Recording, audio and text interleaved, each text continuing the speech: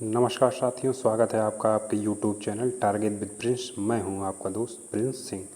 आज हम लोग नेट जेआरएफ के लिए जून 2008 हिंदी का सेकंड पेपर हल करेंगे। ठीक है, तो चलिए शुरू करते हैं। क्वेश्चन नंबर 1, पाणिनि ने किस ग्रंथ के द्वारा भाषा को एकरूपता देने का प्रयास किया? ठीक है, कौन? पाणिनि ने किस ग्रंथ द्वारा भाषा को एक रूपता देने का प्रयास किया? महाभाष्य, अष्टाध्यायी, बृहस्पति नीतिसार, योग वशिष्ठ। किसके अनुसार? अष्टाध्यायी में। ठीक है, अष्टाध्यायी की रचना 7वीं से 8वीं सदी ईसा पूर्व, ठीक है, हुआ था। ठीक है, और अष्टाध्यायी में प्रत्याहार सूत्र, समास कारक, संक्षिप्तता, शब्द व्युत्पत्ति, पद विभाग, वर्ण विभाग आदि विषयों पर वर्णन है। ठीक है, और इसमें लगभग 4000 सूत्र हैं। कितने? 4000 सूत्र। ठीक है, चलते हैं आगे। क्वेश्चन नंबर 2, हिंदी साहित्य के इतिहास का प्रथम लेखक कौन माना जाता है? ठीक है, जॉर्ज ग्रियर्सन, रामचंद्र शुक्ल, शिव सिंह सेंगर, गारसा दत्तासी। तो हिंदी साहित्य के इतिहास का प्रथम लेखक गारसा दत्तासी माना जाते हैं। ठीक है, इनकी कौन सी रचना थी? रचना थी स्तवार, ठीक है, द लिटरेचर एंदुई हिंदुस्तान। ठीक है, कौन सी रचना? स्तवार द लिटरेचर एंदुई हिंदुस्तानी इनकी ग्रंथ का नाम था। और यह किस भाषा में था? फ्रेंच भाषा में। ठीक है, किस भाषा में? फ्रेंच भाषा में। ठीक है, इसके जो प्रथम भाग 1839 में लिखा गया था और द्वितीय भाग 1847 में। ठीक, चलते हैं आगे।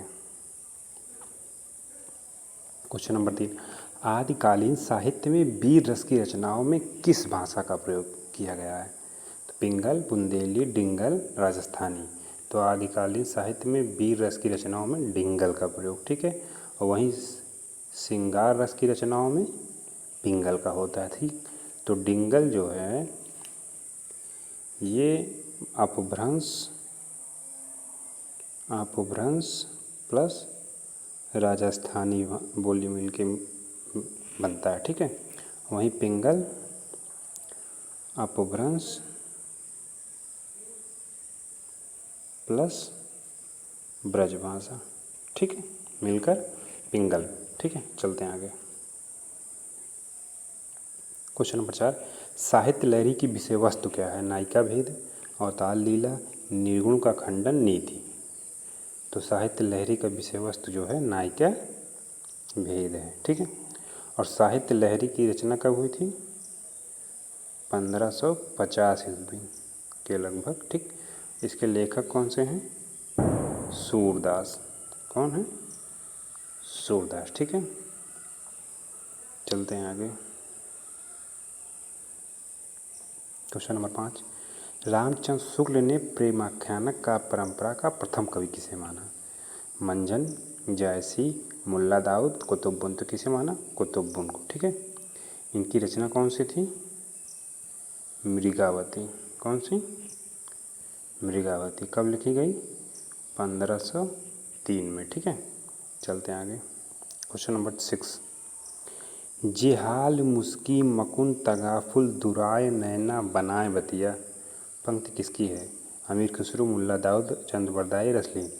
तो यह किसकी रचना है? पंक्ति है अमीर खुसरो की। ठीक, चलते हैं आगे। इनमें से कौन पश्चिमी हिंदी की बोली नहीं है?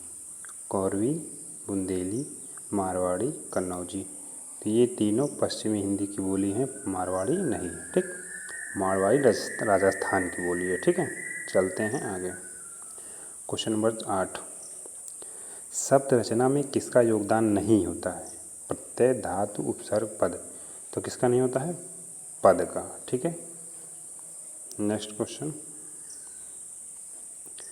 क्वेश्चन नंबर 9, निम्नलिखित में से किस शब्द में रूप साधक प्रत्यय है? ठीक है, बचपन, लड़के, मातृत्व, एकता। तो रूप साधन किस में है? लड़के में। ठीक है, साधक रूप प्रत्यय किस में है? लड़के में। वहीं एकता बचपन मातृत्व में भाववाचक है। ठीक है, चलते हैं अगले क्वेश्चन पे। क्वेश्चन नंबर 10, प्रसिद्ध साहित्यिक पत्रिका कल्पना कहाँ से प्रकाशित होती थी? कोलकाता, त्रिवेंद्रम, मुंबई, हैदराबाद। तो कहाँ से होती थी? हैदराबाद से। ठीक, तो कल्पना पत्रिका हैदराबाद से 1949 ईस्वी से। ठीक है, संपादक कौन थे इसके? आरेंद्र शर्मा। ठीक है, 1949 में स्थापना हुई पत्रिका की और आरेंद्र शर्मा इसके संपादक थे। और ये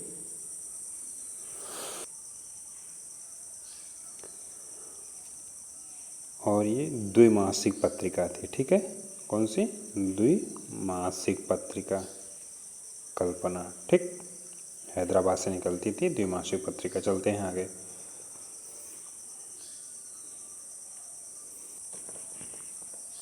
क्वेश्चन नंबर 11। ठीक, रावरे रूप को रीति अनूप नयो नयो लागत ज्यो ज्यो निहारिये। ठीक, किसकी पंक्ति है?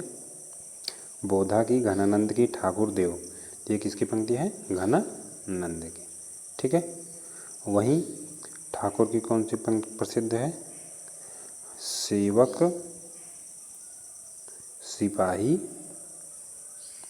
हम राजपूतन के। ठीक है,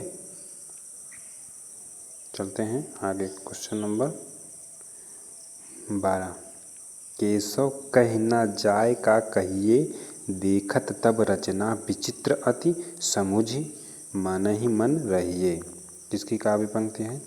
अब इसमें केशव आया है। ठीक है, तो ज़्यादातर जिनको अगर याद नहीं है पंक्ति तो वो केशव समझ के लगा देते हैं, लेकिन ये केशव की पंक्ति नहीं, ये तुलसी दास की पंक्ति है। ठीक है, चलते हैं आगे।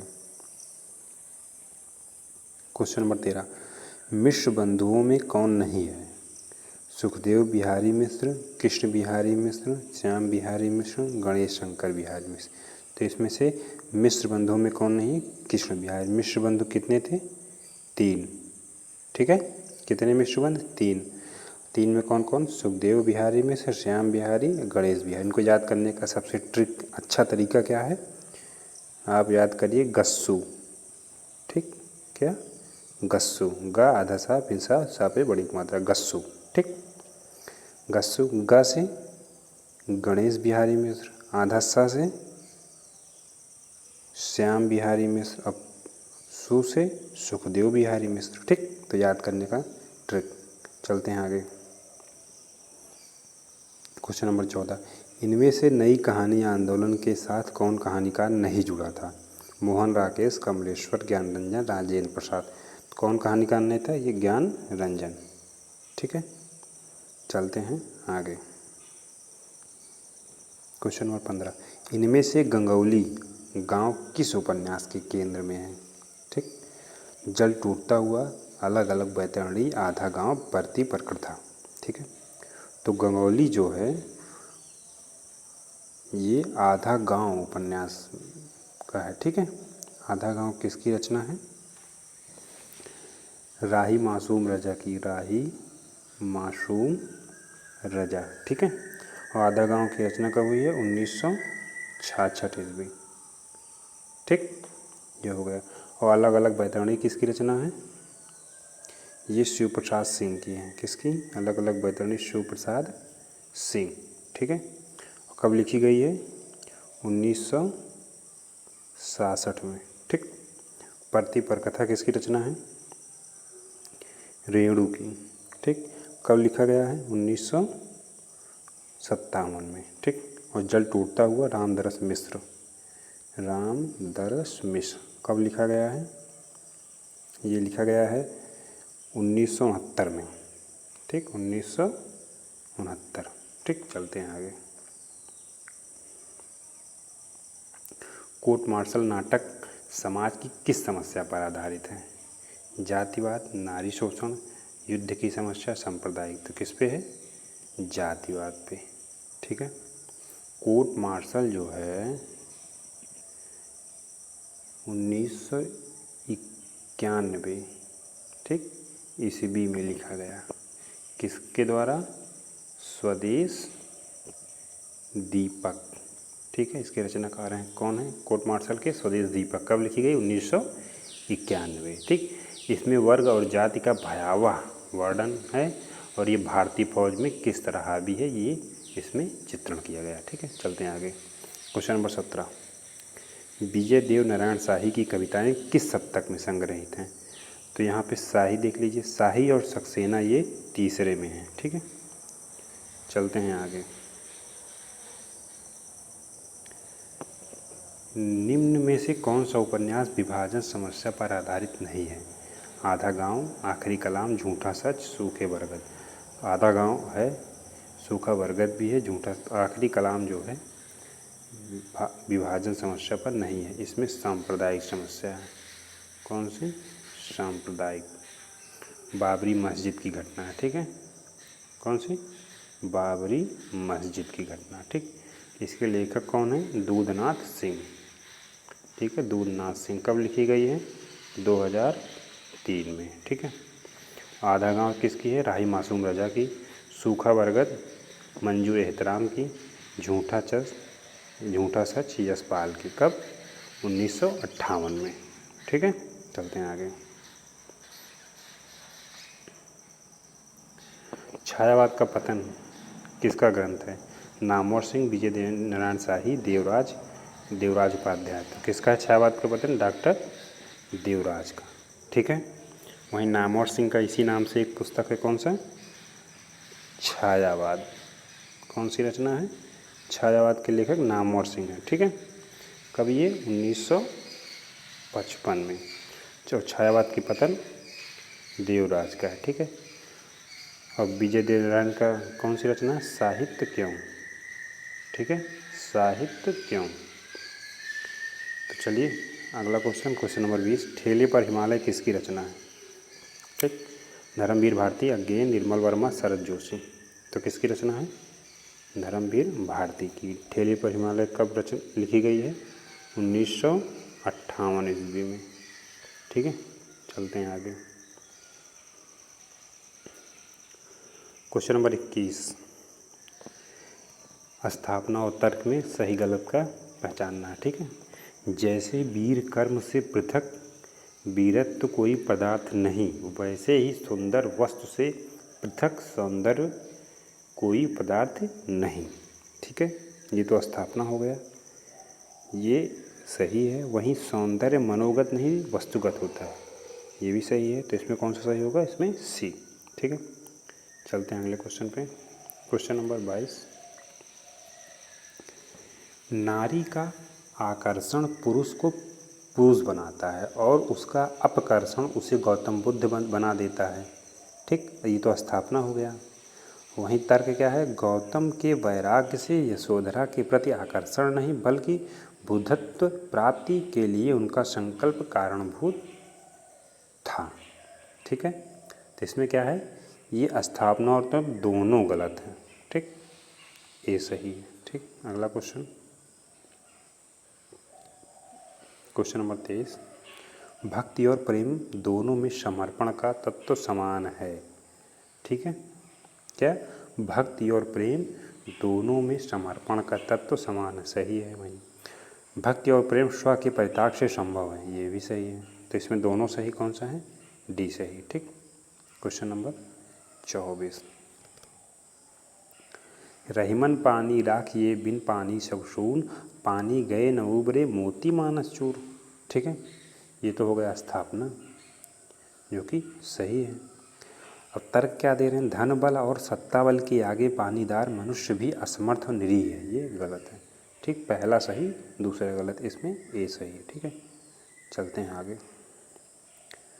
क्वेश्चन नंबर 25, काव्य में भाव पक्ष और कला पक्ष दोनों असंतृप्त हैं, ठीक है।